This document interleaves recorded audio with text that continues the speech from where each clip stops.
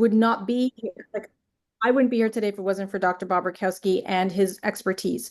And I'll rewind a little bit. My story, my name's Diane Solano. I'm a functional medicine practitioner as well. Spent 20 years in brick and mortar practice. I became a single mom and I didn't know what I was going to do to leverage my career path. I knew health, but I didn't know business. I didn't know leverage. And that's when I turned to Dr. Rakowski and I said, Dr. Bob, here's my life. What am I going to do? He's the one that informed me about Organo, this company that was growing internationally, that was changing lives in such simple, subtle ways. And that's when I jumped on board. And in my 20 years, I've never seen a product do so much to so many.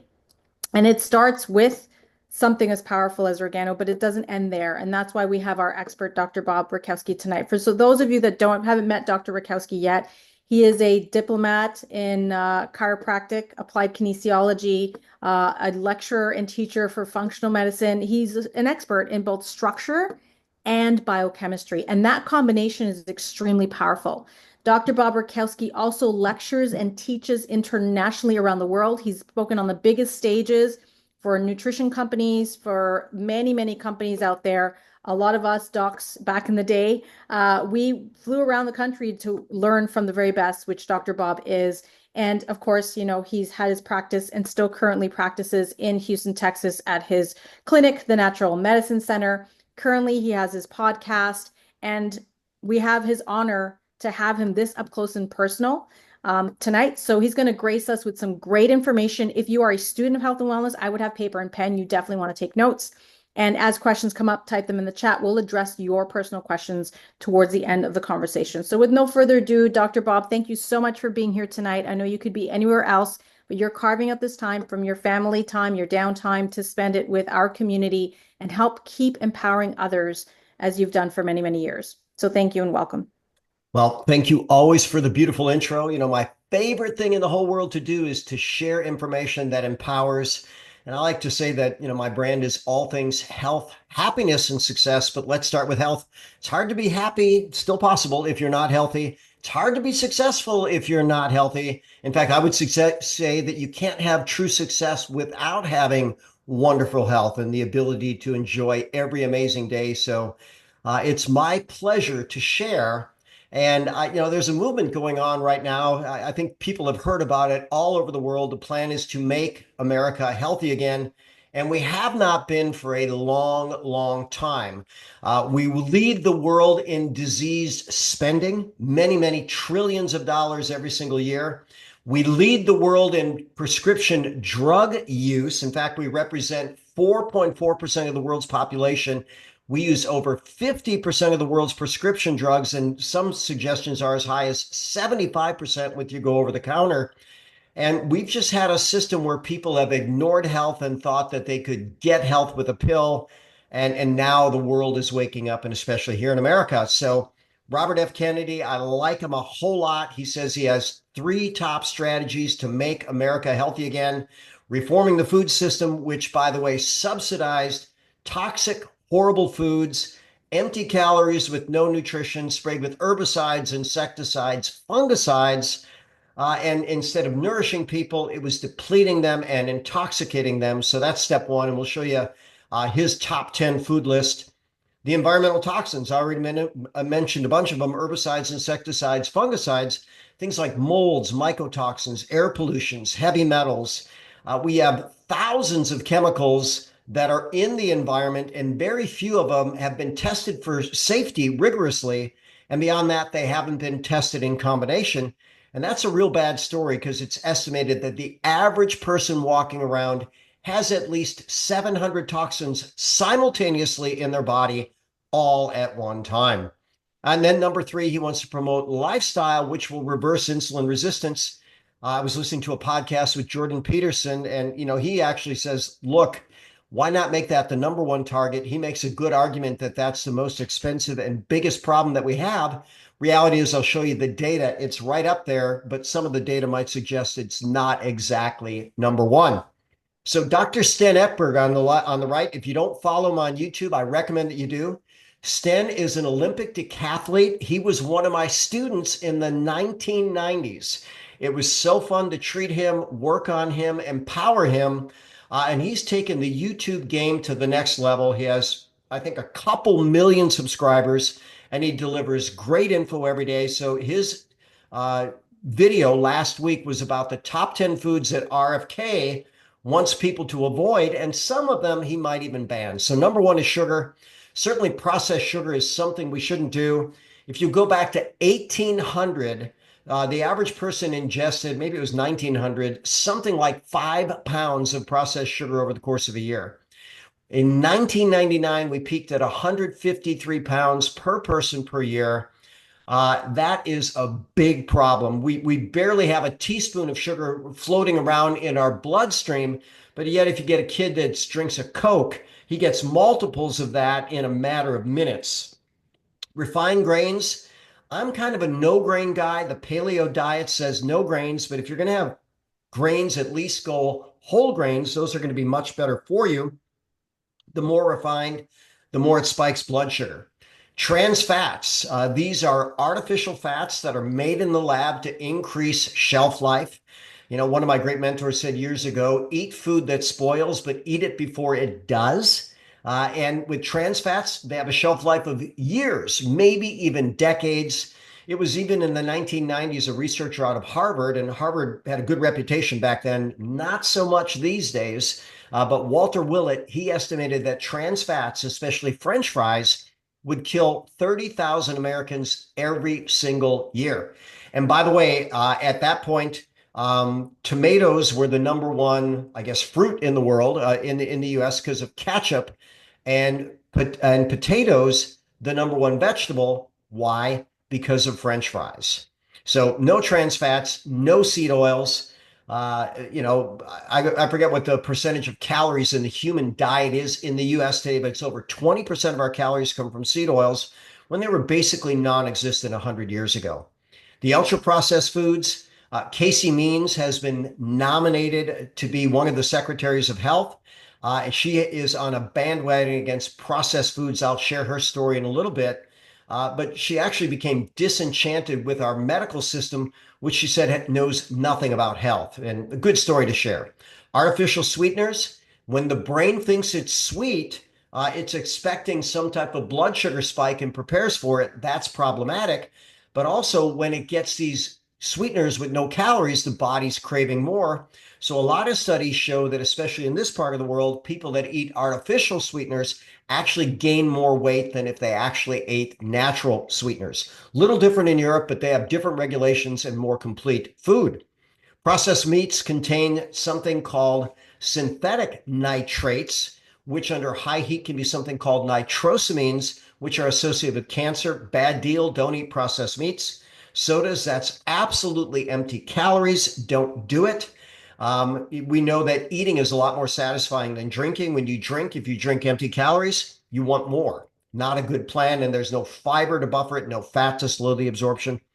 He's against low fat dairy. Why? Because dairy is a high fat food, and that fat has nutrients, especially if it's from a healthy cow or goat or sheep or whatever you get it from. And then finally, synthetic dyes. He's working to ban those. So that's a very good food list. This was on a website promoting RFK, and he talked about the increased risk of death per certain activities. Severe obesity, 93% increased risk of death, very high probability. Heavy smoking, 80%. Vegetable oil, 82%.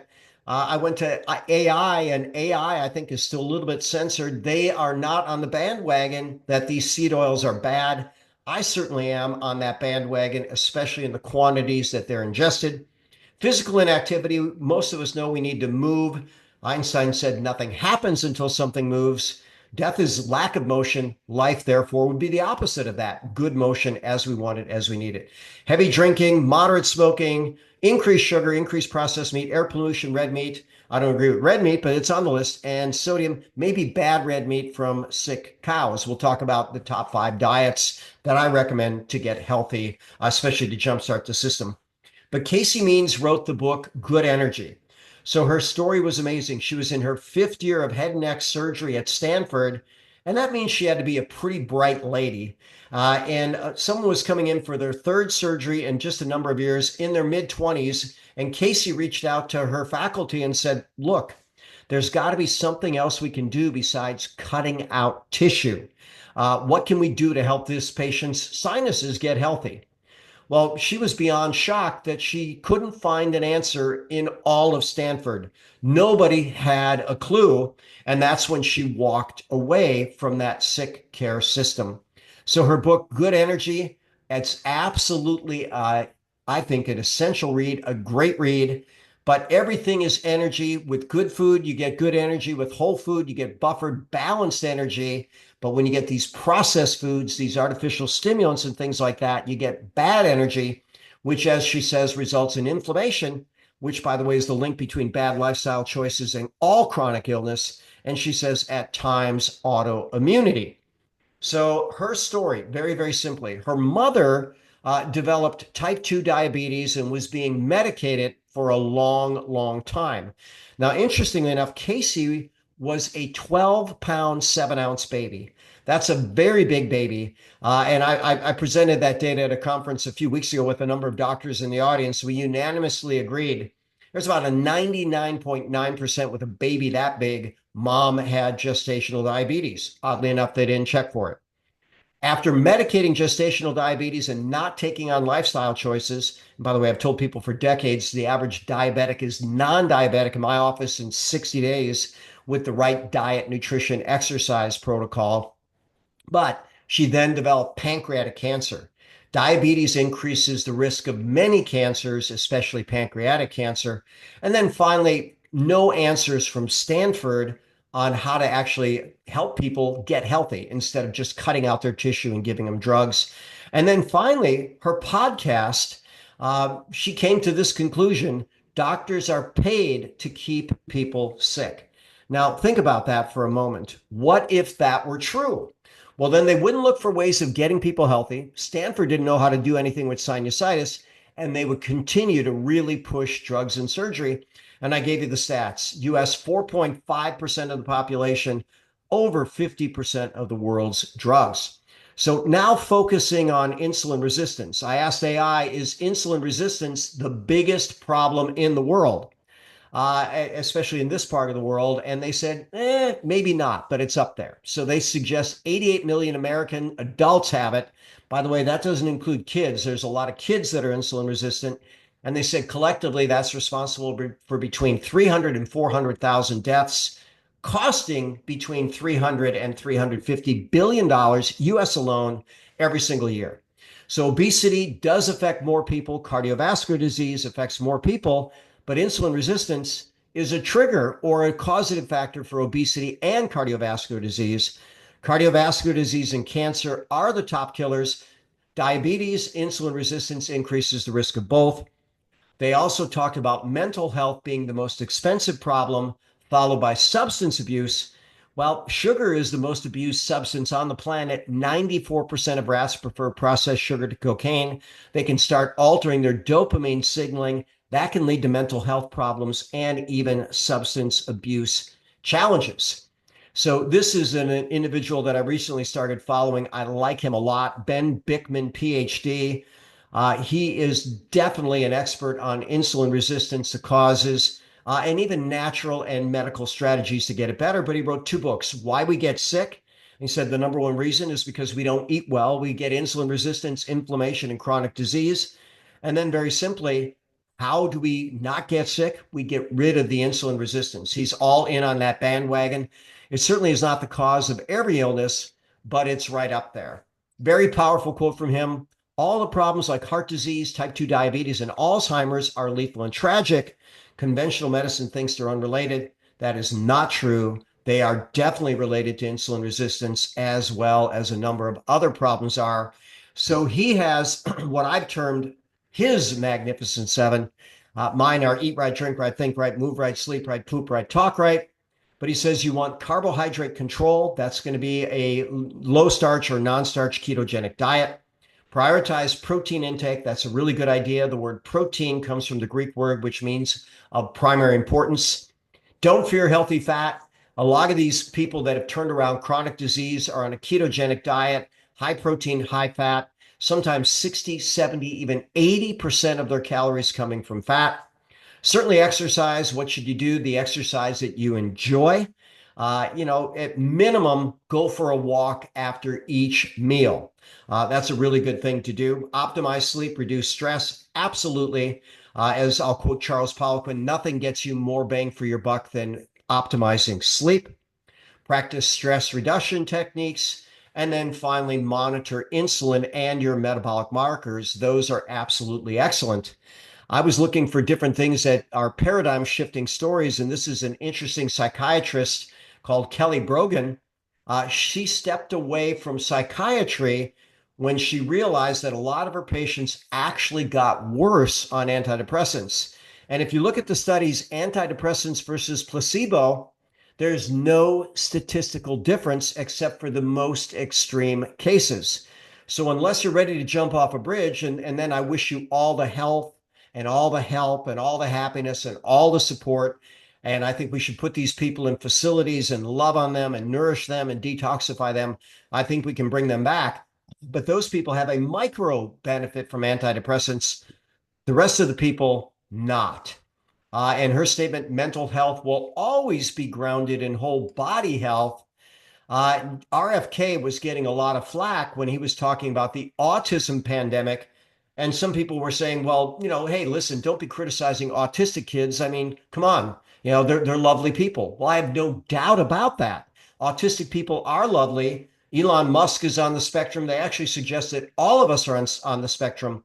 But California now, 1 in 12.5 boys has autism, 1 in 19 overall. And that is absolutely a crime against humanity. He was being criticized because he said, look, these people will never be able to have a job. They won't be able to take care of themselves. Some can't even use the restroom on their own. Well, those are the extreme cases, and I'll show you the numbers on that. But Rain Man, if you ever saw that movie, it was excellent. If you didn't see it, maybe go look at it. But he had an IQ of around 70 to 80, and that made him not able to function on his own in society. And they're saying more than 3 in 10, 31% of children on the autistic spectrum have an IQ of 70 or less. And that means that they will not be able to take care of themselves. So, do we want to deal with that? You better believe it. I'd like to see it go away. Listen, I know that autistic kids are lovely. I know it's not their fault. It's not even their parents' fault. It's a big problem with our environment. And I think there's a thing that kids are exposed to that I think there's some data coming out to that's going to show it's a big trigger of autism in many, many people. How smart is Elon Musk? Interesting enough, ranges from 100 to 110. 100's about average. No way is he average. Up to 155, which, by the way, is a little less than Einstein, but certainly pure genius. But what makes Elon so amazing is his intense focus. So I've taught people for decades the brain is the most nutrient dependent, energy dependent, stress vulnerable, toxin vulnerable organ. And since I can have many educated conversations with I said, all right, is that accurate? I've been teaching that. Does modern science say that? And they says, absolutely. Most nutrient dependent? Well, the liver maybe, but the liver is definitely bigger. So the brain by unit volume is bigger. Energy, again, uses the most energy per unit volume.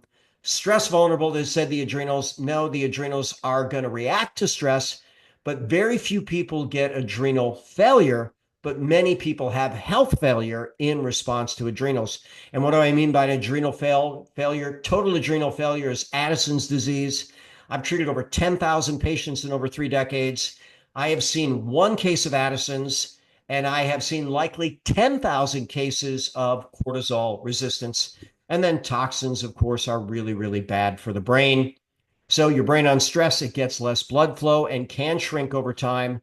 A toxic brain doesn't work appropriately and will become inflamed.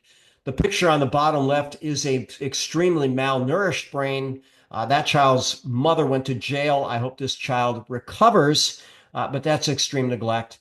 And then finally, use muscle to boost your brain. Exercise increases brain function. It releases something called brain-derived neurotrophic factor, which they actually call miracle grow for the brain. Finally, people often ask, what should I eat? Whereas just a few hundred years ago, really the question was, what can I eat? I'm a big fan of resetting with the carnivore diet. We're not carnivores, we're omnivores. We have a hybrid mouth, a hybrid digestive tract. And there's people that have eaten meat for years on end. Michaela Peterson turned around chronic disease. So did her father, Jordan Peterson. And they only eat red meat, salt, and water. I have never found a 100-year-old carnivore, but there are many 100-year-old vegetarians. But understand these vegetarians started out carnivores because our first food should be mother's milk. And in fact, the World Health Organization, when they were a good organization, said that if mothers exclusively fed their babies mother's milk for the first 6 months and nothing else, it would likely save 1 million babies a year and likely 25,000 cases of breast cancer. Finally, no documented carnivore centenarians, whereas plant-based diets do seem to live longer. Here's one example of a carnivore diet, but on the right, but on the left, when Harvard did a study of 2,029 diabetics, all injecting insulin, 100% of them were able to get off of all injections, 92% off of insulin completely, and finally 90% improvement in all diseases. So I like the carnivore diet. 10 days as a stress reset, red meat, salt, and water. I've probably got close to 50 patients that have done it now. Those that have stuck it out, and that's 95%, had epic results. I had a woman who was very, very big, had extreme struggles with weight loss. I did a Facebook Live on her because in 10 days, she lost 13.25 pounds, 8 pounds of that being fat, 4.25 being bloat. She said, how is that possible? I've never lost, 10 pounds on any diet, months on end. How did this work? It was clearly the right diet for her. By the way, there's a new tick out there that causes a red meat allergy. Some people are suggesting that this tick has been genetically modified for this purpose. They're also saying they think that Lyme's disease was also genetically modified. Time will tell. I really don't trust what they're doing with organisms and things like that. But now, this wonderful food, somehow people are getting an allergy to it.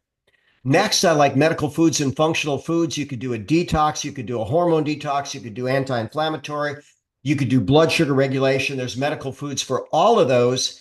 And I like those with a vegetable only, non-starchy vegetable diet.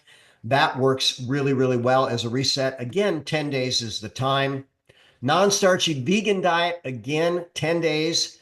37% remission of diabetes on this type of diet. Significant reduction in blood sugar, even 5 to 7% weight loss. That's really, really excellent. Certainly has long-term benefits that are proven for the heart, for diabetes, for overall body. And this is the one that is most researched. So when they talk about RCTs, that stands for randomized controlled trials. None of those yet on carnivore, lots of these on non-starch vegan. Very good diet to reset. A ketogenic diet, notice meat is at the base, followed by good oils, followed by good vegetables, little fruit up on the top. That can be excellent for diabetes. Notice at the bottom, we're getting rid of bread, pasta, sugar, milk, corn, beans, rice. I think that's a good plan. And finally, intermittent fasting. I still want people to make really, really good choices, but they only eat in an 8-hour window over the course of the day. In your fasting window, you can have water, coffee, or teas. Our Reishi infused coffee and tea, certainly the best of the best and the cleanest. By the way, we have a new ebook coming out. It'll be available soon on the OG Pulse app and even a lead magnet. But the stats are this. The hard data is about 80% of coffee out there has herbicides, insecticides, or fungicides. About 50% has heavy metals. About 40% has mold or mycotoxins across the board. So what's the probability of coffee having one of those three? 94%. Our coffee has none of the above. Certified clean, scan a barcode, find out, get the Reishi, get the best coffee, make your life better. Questions and answers. The first question and answer was typed about someone that's going through kidney failure and is on dialysis. I have turned around a few of those cases. So it's absolutely possible, but we have to get after it thoroughly. And it's not the type of problem we're likely to solve uh, on a Zoom. So I would encourage this person to call my office. I'll tell you what, 15 minutes, I'll talk to them for free. Let's see if we can set them up a program. It's not about making money, it's about helping people get healthy. And if this person wants to reach out, that's awesome. Now I'm actually traveling. I'm going to the wine country for my sister-in-law's 50th birthday party. Excited to spend time with her. And then I go to Vegas for a mastermind. So I'm going to be out for a week and a half, essentially. But when I'm back, I will take that call. When they call in, say, Dr. Bob said he'd talk to me for 15 minutes for free. Happy to do that. Let's see if we can create a protocol to help this person get better. I'll look at the chat and see if there's anything else in question wise. Thank you, Dr. Bob. Yeah, and if you guys have questions, feel free to type it in chat. There is one more here. Early 60s lady, how can I naturally bring down my morning cortisol? My blood test results is over 747 nanomoles per liter. I am struggling very much. Number one, also, are they going to make decaf coffee? Well, no, I guess the zero, is that still available on the pod? No. No. So it wasn't a seller. It wasn't selling. And what's amazing is 90% of people that are caffeine intolerant respond immediately to organo coffee without a cortisol jump, without those issues. We're not acid, we're actually alkaline. The reishi in there is a huge cortisol buffer. It actually reduces circulating cortisol in the bloodstream. So you can go to my YouTube channel and watch a video on the stress reset, or maybe I can put it in the chat. But very, very simply, the stress reset is melatonin 1 to 2 milligrams every waking hour for 7 to 10 days, along with theanine 100 to 200 milligrams every waking hour. Same thing, 7 to 10 days. And Ganoderma spores, or Ganos Ganoderma spores. I don't want to say spores because there's some companies that claim to have them.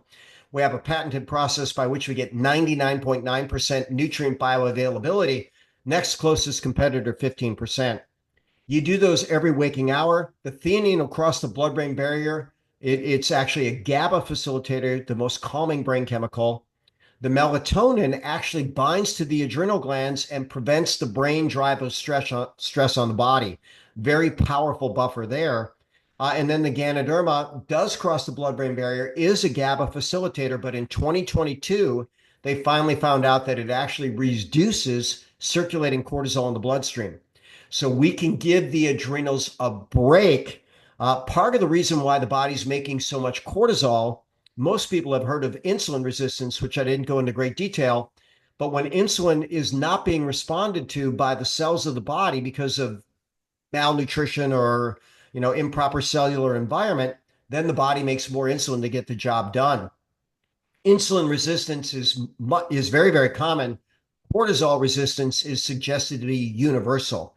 And here's a quote from the medical literature. Many, if not all, New World primates have elevated cortisol and cortisol resistance. So that stress reset can be very magic. I would encourage you to do it. And then at that 10 days, measure that morning cortisol again. Seeing a lot of wonderful people here. Aiko, I want to give you a big shout out. You have really been plugging in, studying the resources, reaching out. Your beautiful future is being built. You planted the seeds, you're watering them. Anything I can do to help you, I'm happy to do it. I do see more beautiful people. Dilshad, always, right? Set me up on a great radio talk show this week talking about Reishi coffee. By the way, plug that episode. And you're going to find out lots of good to that. I could give everybody a shout out, but any questions from anybody on any other topic? Dr. Bob, this one came in to me privately while you were chatting. So it says, Dr. Bob was talking about autism. I always thought a piece of autism was genetic, not just from foods we consume. Can you expand on that? Well, the incidence of autism 50 years ago was 1 in 10,000. So keep in mind, I'm old enough to have not ever heard of autism until I was an adult. So we didn't have autistic kids that I was aware of at all. So genetics are always part of the game. But if we were to look at something like cancer, it's a disease of the genes, but it's not inherited. I was actually giving a lecture in Mexico to a woman that was doing fundraising for cancer, and she thought people just got bad genes. And here's what the medical literature says. Cancer is 5 to 10% genetic risk, 90 to 95% environment. Autism, I did a series in 2006 entitled Creating a Healthy Brain in a Toxic World. Studied under the Dan doctors, Sidney Baker. He was doing fecal transplants with autistic patients in the 1990s and seeing in brain improvement. That was a big link to the gut brain connection. Discover magazine had a cover story. It said autism, the problem is more likely in the gut than it is in the brain. 90% of our brain chemistry is in our gut. One of the things they said back then is you could actually identify an autistic child just through stool analysis. If you had a stool from a normal individual, a stool from an autistic kid, you could tell who had autism. We need to protect these child brains. Herbicides, insecticides, fungicides are associated maternal exposure to that increased risk of autism. That's an environmental toxin that's been called out. The medical literature says that glyphosate, which is called Roundup, I don't know if it's banned in Canada or not. It's banned in Europe, but they use it here, and it's going to get carried all over the world. They call that an autism accelerator. They also say that Tylenol, acetaminophen, can be a trigger of autism, as can antibiotics.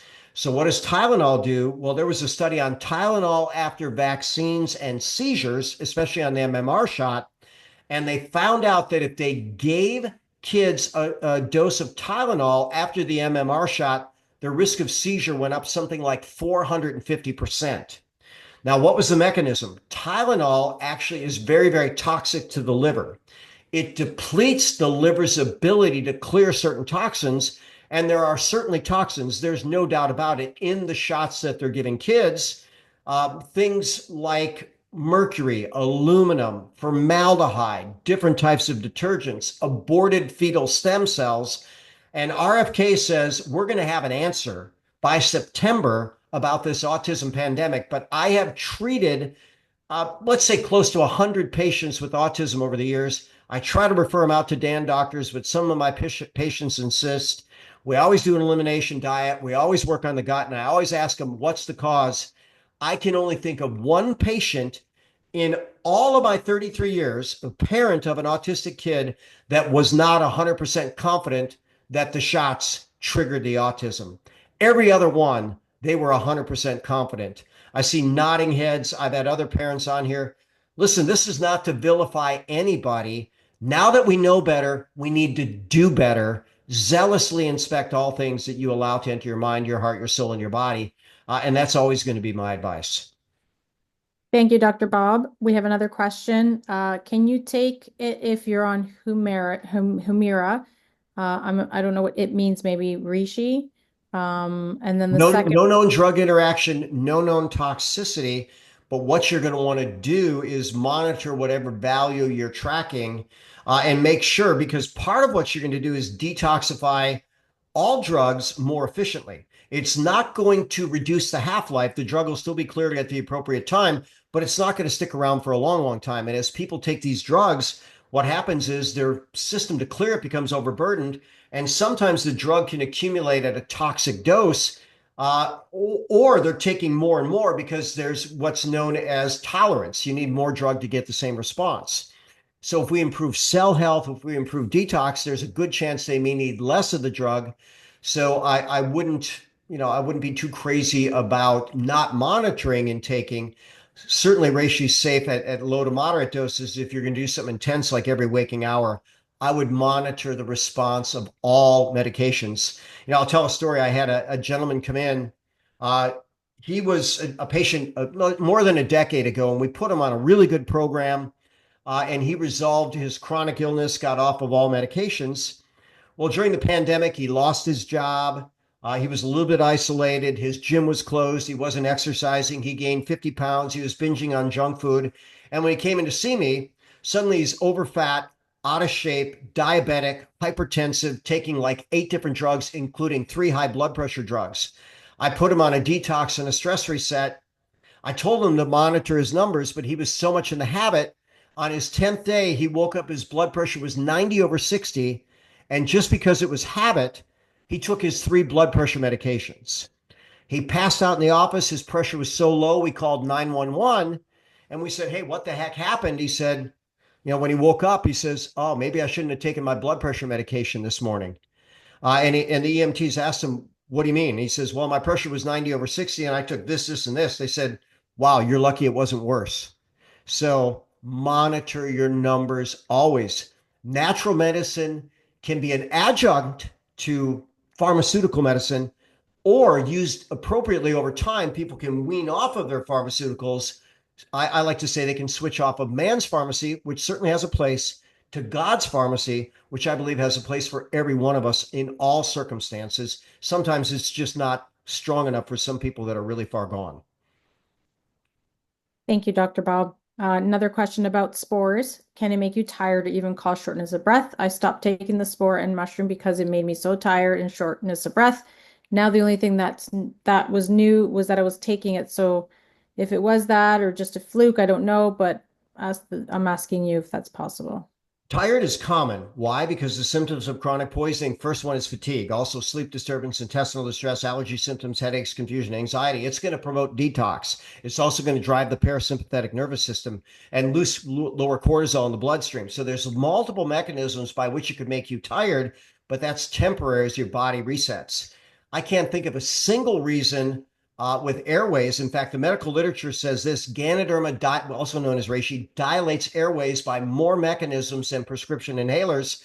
We've had two cases of people approaching anaphylaxis where one, a practitioner, actually, I thought it was Tyler Parham. I think he probably has a story too, but no, it wasn't him, that had someone walk in with a bee sting and he gave them hot chocolate.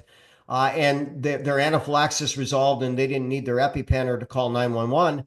The other was Fire Captain Brian Figuera on an airplane responding to a medical emergency and aborting emergency landing. The patient was approaching anaphylaxis, which can be circulatory collapse and airway collapse and death. And it was aborted by giving actually King of Coffee, which has the spores in it. So the airway, I don't know what's going on with that. I tried again. It might be that your body's releasing some toxin that your lungs is not agreeing with at a rate that you're not handling. That can about the only be the mechanism I can think of for that response. Tired, yeah, that's common. And once you're past it, you'll probably be a lot better for it. Thank you, Dr. Bob. Is soda water like Perrier bad for you? Well, Perrier is going to be a lot cleaner. Some of the sparkling water companies and their waters were found to be pretty toxic. So I do your due diligence. I actually sparkle my own water right now. My granddaughters and son actually introduced me to stevia sparkly lemonade. So I fill up with super clean sparkling water. I put in a little dash of fresh lemon juice, organic, and I put a little squirt of stevia in there. And I got to tell you, oh my gosh, I'm loving that. I'm also now, in response to Gary Brecka, who I think is right on with a lot of things, not all things, but no one is, right? I'm sure I'm wrong on some things too. He's a big fan of hydrogen water. Philosophically, I thought, how can that be? We already have too much acid. But I got to tell you, there's over 1,000 studies on hydrogen treatment for health. And I've noticed some nice differences with hydrogen water. So lots of advances coming along in terms of medicinal knowledge. But I'm a fan of sparkling water myself. The cleaner, the better. I sparkle mine at home because I know it's clean. But on the road, Perrier is my go-to. Thank you, Dr. Bob. Dr. Bob, can you talk about Ganoderma and parasites in the body, Candida, pinworms, etc.? Can reishi mushroom eliminate these things? Well, can it? Yes. Will it? Maybe. Here's what I tell people. And one of my mentors said this: when it comes to toxins and parasites, it's not us against them, it's us with them. So we likely all have parasites, but the parasites don't necessarily have us. And that's the question, right? So if you have GI distress, if you know you had bad food, on a blood test, if you have elevated eosinophils, if you have a lab test that says you have parasites, I would get them checked, get it cultured, see where it goes. In this part of the world, we're not good with parasites. I had a patient that was convinced they had parasites. The lab test from the stool came back negative, and it was a good lab. She says, I know I've got parasites. I had a really good vet, and I took the stool to the vet. I know that's odd, but yeah, I did take a patient's stool to the vet. The vet analyzed it. He said, oh my God, this patient has a horrible parasite. You're not likely to kill it with natural remedies. recommended really strong pharmaceuticals and killed it in a handful of doses. Can Ganoderma kill parasite? Yeah. Can it kill yeast? Yeah. Can it kill fungus? Yeah. Can it kill pinworm? Yeah. Will it? Depends on everything going on, depends on the dose, body's respond to frequency, duration, intensity, quality, and timing of stimuli. Listen, I'm natural all the way, but I have seen people with really stubborn gut issues, chronic health issues, do a little round of ivermectin, which was listed as one of the safest medications in the world, worked on that virus that was going around. It's amazing that it'd be antiviral, and people are getting good results. They're even finding out that that's anti-cancer. I think we're finding there are some good medicines. Ivermectin is one of them. Fenbendazole is another. Both of those are antiparasitic, and now they're appearing to have anti-cancer actions as well. So connect with a good functional medicine practitioner. Go ahead and try the Reishi reset because everything's going to get healthier. If you don't kill it, you might consider a good stool analysis or possibly some ivermectin and or fenbendazole. Thank you, Dr. Bob. Are there tests that we can do to determine if we have a pneumonia if we have ammonia in the blood to identify if we have parasites? Well, those are two different things. So pneumonia is an infection of the lungs. Sorry, ammonia. Ammonia. Ammonia. Yeah, you can measure blood levels of ammonia. I actually do that in office as part of a test that I do. I can test ammonia and nitrates. It's not a standard test, but it is testable. And I said that wrong. I tested that in the urine, but it is testable in the blood. And they find out that there's people that have liver problems. They can actually accumulate ammonia to very, very toxic levels. So we want to improve the liver. We want to improve the bowel. Yes, it can be tested. And Diane, that was ammonia in the blood. What was part two about that? Are there tests that we can do to determine if we have ammonia in the blood to identify if we have parasites? Well, parasites is a different thing altogether. The blood marker of parasite would be something called eosinophil. Parasites shouldn't be floating around in the blood. Now, I say that, but my mentor, Philip Huxtra, one of the best hematologists in the world, said most people's blood is a virtual zoo. If you look at it under high enough magnification, you're going to see critters. Now, where do they come from? Likely the gut. The immune system should get rid of them. If they're in the blood, they shouldn't be there long. If you have an active blood infection, they actually call that sepsis, right? Where the whole body can become severely toxic with that. So our checks and balances are really quite good for that. Parasites, the lab marker eosinophils is related to either allergies or parasites. I don't like that number above 3%. I start getting concerned 4, 5, 6%. I've seen people in their 20th percentile, 20% eosinophils with severe parasites. We get rid of them. That number normalizes. Since most parasites are in the gut, a good, thorough stool test could be valuable in that case as well. Fantastic. Thank you, Dr. Bob. And last here question, do you use SodaStream? I guess I do. Yeah. I mean, I buy the CO2 cartridges. I actually have a refrigerator that has a filter and sparkle on demand. And then I filter it even before it gets to the refrigerator. So I'm ultra clean. And yes, I do use that. And I love it. Some people don't like sparkling water. Why? Because CO2 does increase acidity. I think I do enough to buffer that. In fact, I know I do because I test my numbers. I know my numbers. Know your numbers, grow your numbers if you want to grow them, or know your numbers, shrink your numbers, some of the numbers, right? Measurability and accountability are two of the top strategies for success in health and business as well. Thank you, Dr. Bob. Those are all the questions that came in through the chat tonight. I want to let everybody know Dr. Bob has agreed to appear once a month on the Ask the Doctor call. We've scheduled him in for every second Wednesday of every month. So every second Wednesday of every month through now till October, we will be featuring the Ask the Doctor call. Great platform for our community. A lot of us want to stay connected and continue making the right choices. And just like going to the gym, it's easy to fall off the wagon. It's easy to forget.